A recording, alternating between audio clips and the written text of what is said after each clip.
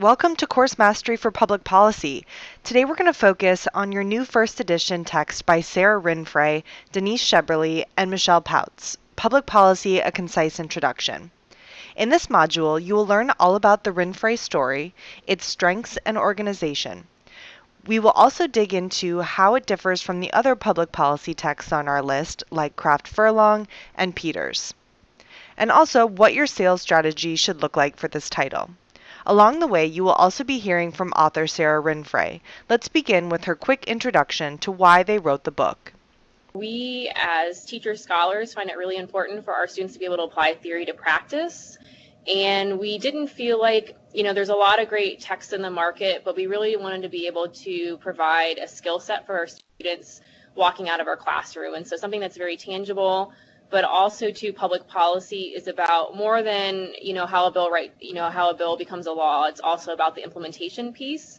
And so we wanted to make sure that our students have that applied experience, and that's why we're very excited about this book. So let's dig into the story of this new title. Public Policy, A Concise Introduction is a student-friendly primer that quickly connects readers to the inner workings of public policy.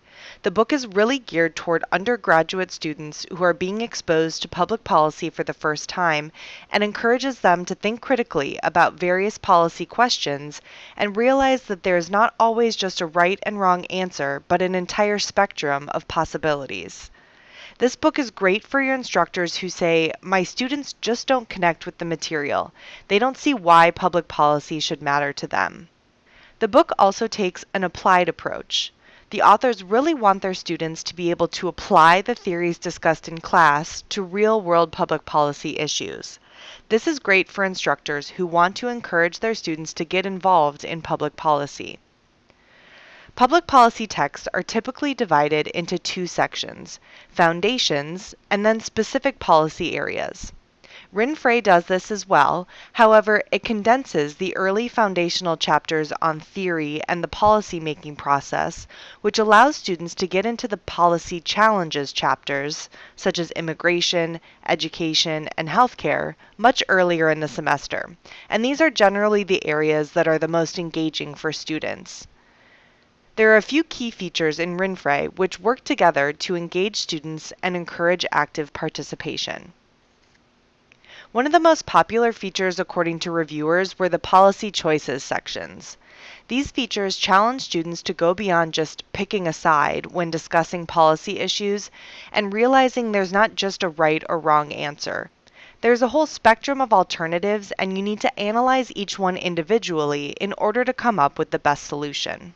One thing that we did with the policy choices that was really important for us and why we include it in the text is that public policy is not this bimodal distribution in terms of us versus them, and to really make thoughtful decisions to benefit all citizens in the U.S., regardless of who you are or where you're coming from, is that we have to come together. And so what we have used, I piloted drafts of the textbook in my public policy class this past fall.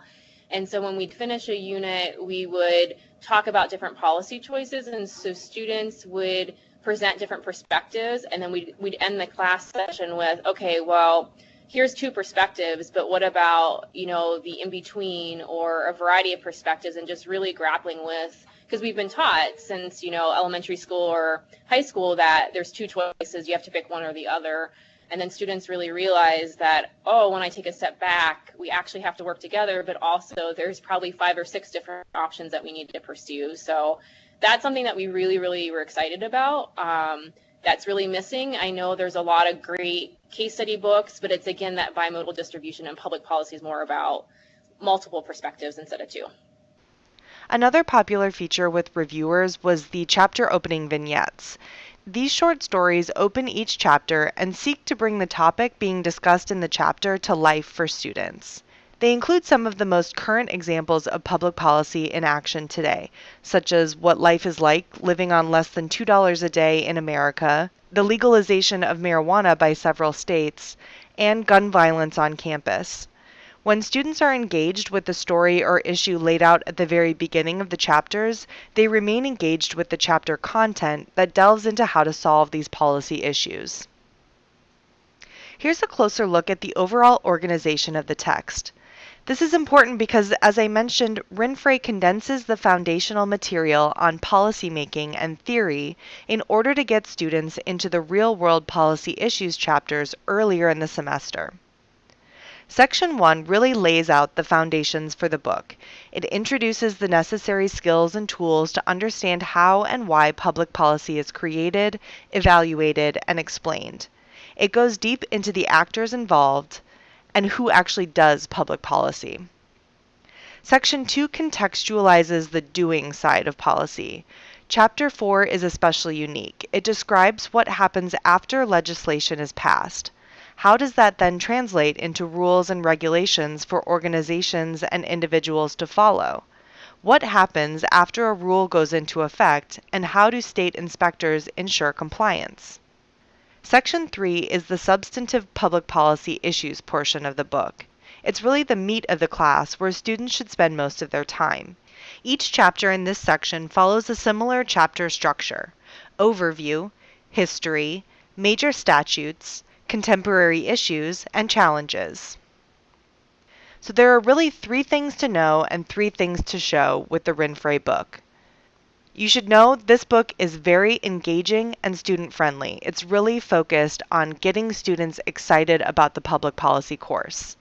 It takes an applied approach. It really wants students to be able to go in and utilize the theories that they're learning in class towards solving public policy issues. And this book is focused on policy choices, teaching students that there's not just a right and a wrong answer, but an entire spectrum to the choices you can make. And the 3 things to show in the Rinfret book are the opening vignettes, the table of contents, which shows the condensed early chapters, and those policy choices boxes. So let's take a look at the difference between our CQ Press public policy books. Rinfret is your newest addition to the list. It's brief, lower-level, introductory, perfect for undergraduate classes and students starting out with little to no background knowledge.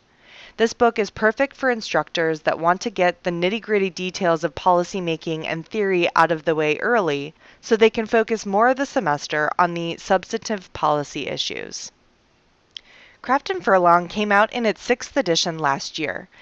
This is already one of the best-selling books on the market. Its focus is heavily on policy analysis and is generally geared towards a more upper-level or graduate audience, although it does get used in undergraduate courses as well. But this book really looks at how different kinds of analysis are used in support of political arguments and how to evaluate public policies.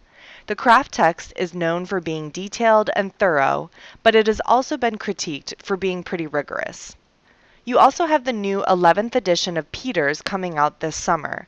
American Public Policy takes students through the governmental systems and core theories of policymaking before turning to in-depth exploration of key policy areas and tools of policy analysis. Again, this book is geared toward a more sophisticated audience and is more dense than the Rinfret text. This book has a pretty loyal following and is generally used in graduate departments. The sales strategy for public policy is to find out what your instructor's goals are for the course and who their students are. If they're hardcore policy analysts and policy-making junkies, Rinfret may not be for them. But if they're student-focused and want to use an applied approach, show Rinfret.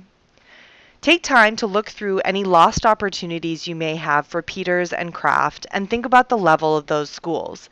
Did they need a more student-friendly approach geared towards an undergraduate audience? Go back in with Rinfret. Also ask your professors, how much time do you want to devote to policy making versus digging into actual current policy areas? This book aims to get the process out of the way first so that instructors can talk about what really matters, like the environment, education, and civil rights for the rest of the semester. Your go-to competitor in this area is going to be Cochrane's American Public Policy. This is a Cengage title that goes for a whopping $200 price point and has over 500 pages. However, it is similar to Rinfret in that it has a format to its substantive policy chapters and has a strong focus on current events and policy. The last edition was in 2016, so we could expect a new edition next year. So let's steal away the business before that comes out. If the length of the book isn't an issue for instructors, then the price point certainly will be. Cochrane is the #1 top seller in the market, so let's take it down. We'll end this section with a word from Sarah Rinfret about the competition for her book. You know, Mike Kraft and Scott Furlong, both two used to be my colleagues and still are. And I used to use that textbook, but I feel like it's a nice complement, so I'll use a couple of those chapters for policy analysis. But a lot of the students really struggled with it because I feel like for more of an introductory public policy text, they really struggled. It was just beyond their capability in terms of the policy analysis process. I also used to use the Brooklyn book with the same issue. Students really complained about it just wasn't accessible for them in terms of what they are grappling with on a day-to-day basis. And so we really wanted to, I mean, this is really for our students. I mean, we care about their involvement in public policy. And so really making sure that they're able to apply that theory to practice and provide experiences for them. And I think that's one of the greatest things.